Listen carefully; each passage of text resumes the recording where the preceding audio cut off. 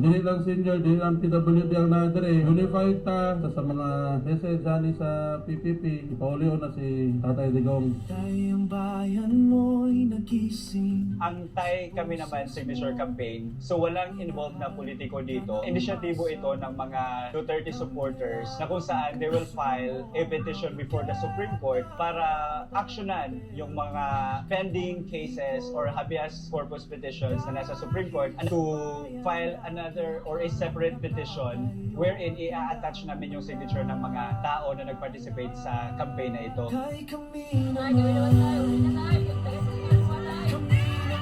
ang sasalo.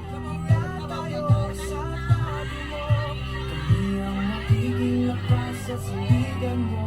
Pagmamahal namin ay di magbabago. Kasama mo ang Pilipino na hindi ka iwan. Kay kami naman.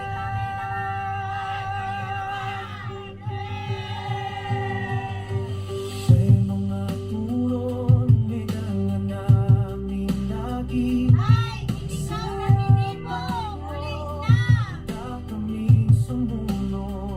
Si PRRD, siyam na buwan na nasa ICC at hanggang ngayon ang kanyang kaso doon ay hindi pa nako-confirm. Naisipan namin na magkaroon ng signature campaign upang magsama-sama ang lahat na nagmamahal at sumusuporta kay PRRD para ipahiwatig sa Supreme Court na hindi natin tinatanggap ang ganitong klaseng injustice.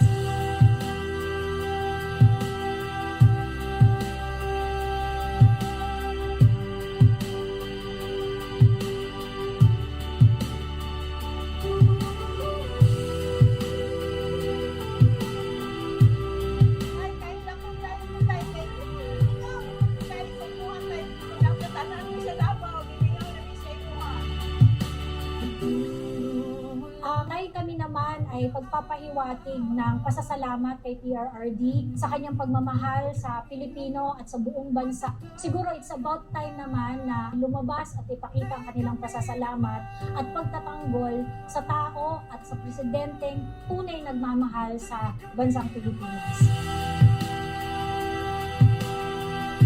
Sa inyo dito sa inyo na nalipay siya na sige din sa pangamusta sa inyo. Bawal gina, balik-balikon gina niya everyday. Kamusta ang Davao City, kamusta mga tao, unta ko, makaulit na siya. Salamat sa inyo tanan sa suporta ninyo kay PRD.